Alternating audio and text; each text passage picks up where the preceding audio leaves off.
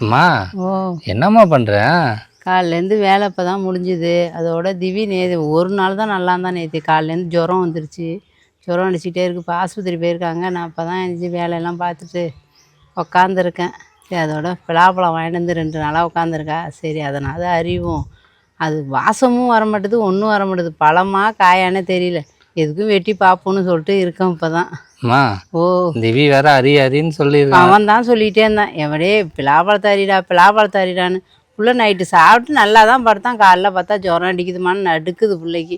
அதோட இப்போ தான் எல்லாம் ஆஸ்பத்திரி அழைச்சிட்டு போகிறாங்க. மனசு சரியில்லை பிள்ளைக்கு. ஆமாங்க அம்மா.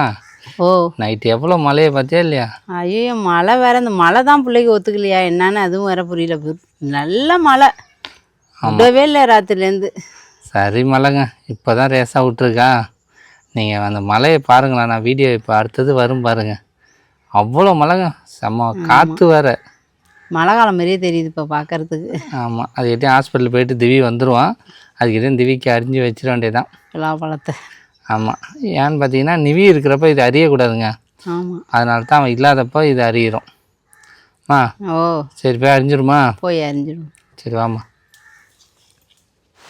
பாருங்கள் ஃப்ரெண்ட்ஸ், எங்கள் ஊரில் எவ்வளோ மழையை பாருங்கள். இங்கே பாருங்கள் எப்படி காற்று, சரி காற்றுங்க.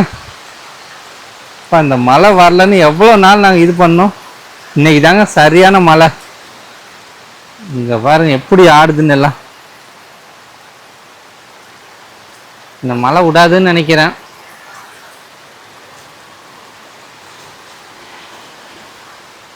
இங்கே பாருங்க, இன்னைக்கு செம்ம கூலிங்காக இருக்குங்க. நல்லா தூங்கலாம்.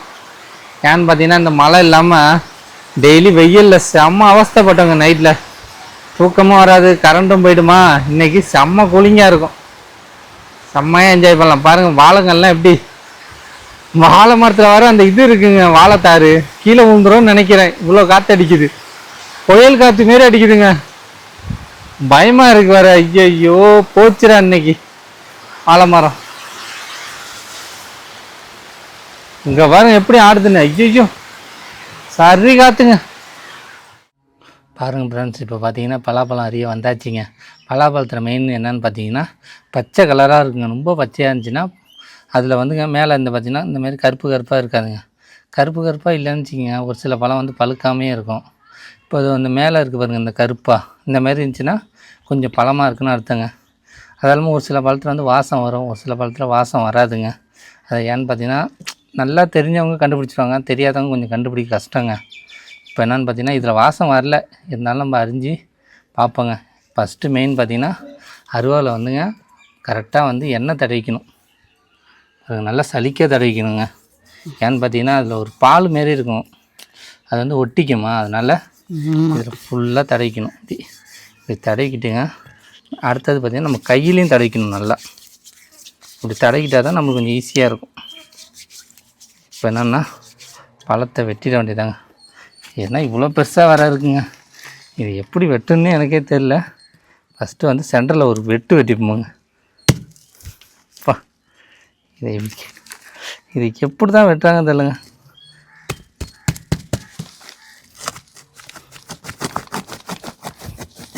இப்போ தாங்க வெட்டணும். அப்பா கொஞ்சம் கஷ்டமாக தான் இருக்கும். பிதாமக படத்துலலாம் வெட்டுவாங்க, 2 பேர் சேர்ந்து அசால்ட்டாக வெட்டிடுவாங்க. ஆனால் நம்மளாம் அந்தமாரி வெட்ட முடியாதுங்க, நம்மளுக்கு தெரிஞ்சு தாங்க வெட்டணும்.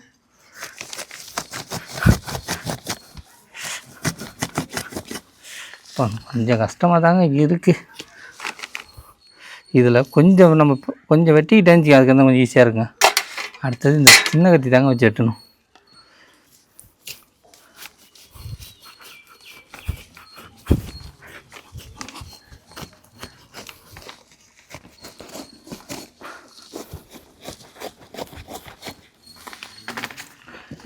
ரெண்டு சைடும் கத்திப்போங்க.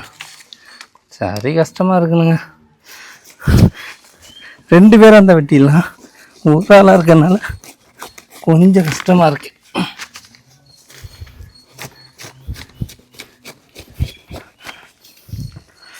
ஆனால் பார்த்தீங்கன்னா ரேஸாக கொஞ்சம் பழமாக இருக்குங்க.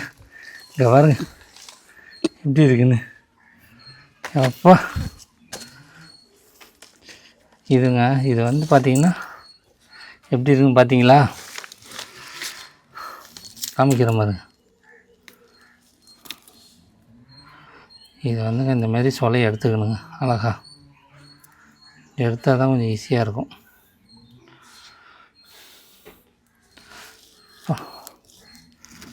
எப்படி இருக்குது பார்த்தீங்களா?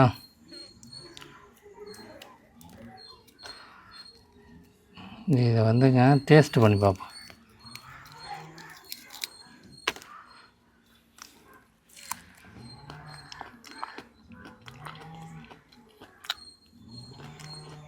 நல்லா இனிப்பாக இருக்குங்க.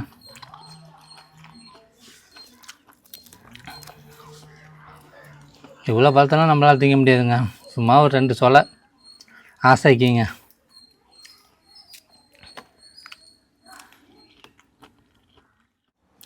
அம்மா, ஓ என்ன வாழைப்பழம் பழுத்துருச்சா? பழுத்துடுச்சு. இங்கே பாருங்க எவ்வளோ சூப்பராக பழுத்துருச்சுன்னு. எல்லா சீப்பும் பழுத்துருச்சுமா? ஆமாம், எல்லாமே பழுத்துட்டு. பாருங்க எதுவுமே வைக்கலைங்க, இருட்டில் தாங்க வச்சோம். அதுலேயே எவ்வளோ அழகாக பழுத்துருச்சு பாருங்களா. இந்த பழம் செம இனிப்பாக இருக்கும். இதெல்லாம் நாளைக்கு தான் பழுக்குமா இருக்குது. நாளைக்கு தாம்மா? செவந்து வந்துடுச்சு. ஆமாங்க. இது 4 பழுத்துருக்கு. எப்படி பழுத்துருச்சு பாருங்க, செம்மையா. காய் நல்லா முத்திட்டாலே நல்லா நம்ம கீழே இருட்டில் வச்சாலே பழுத்துரும். அது பழுத்துருமா?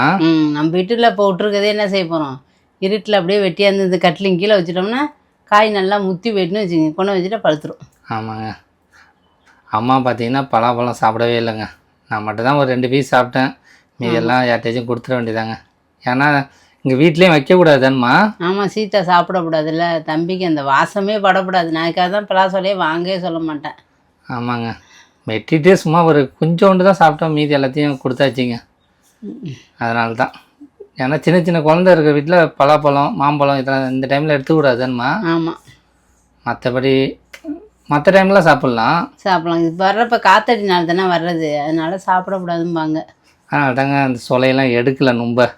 இல்லைன்னா எடுத்துகிட்டு உங்களுக்கு ஃபுல்லாக காமிச்சிருப்பேன்.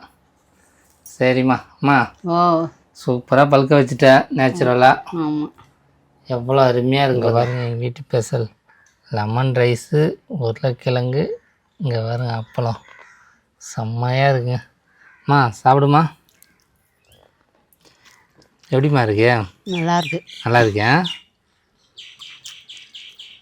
இதுக்கு வந்து உருளைக்கிழங்கு வச்சு செம்மையாக இருக்கும்லம்மா? நல்லாயிருக்கும். நல்லாயிருக்கும். அம்மா இன்றைக்கே மழை வரும்னு நினைக்கிறேன். அதான் மானம் இப்படி இருக்குது, காற்றும் இல்லை ஒன்றும் இல்லை, அப்படியே வேகமாக இருக்குது. அன்பாமல் நைட்டு மழை தான். டெய்லி மழை பெய்யலாமா? இப்போ டெய்லியும் பெஞ்சிட்டே இருக்குது, அப்பயே கார்த்தி மாரி இருக்குது இப்போ. ஆமாங்க, மழையே இல்லைன்னு சொல்லிகிட்டு இருந்தோம், இப்போ வந்து செம்மையாக இருக்குங்க மழை. அம்மா, ஓ இதான் சாப்பாடு மதியம்? ஆமாம், மதிய சாப்பாடு.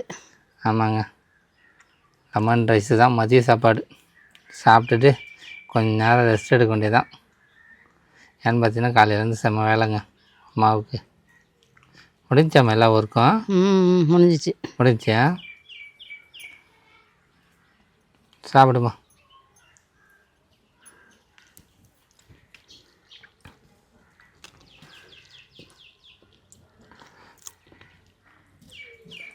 அப்பளம் எப்படிமா இருக்கு?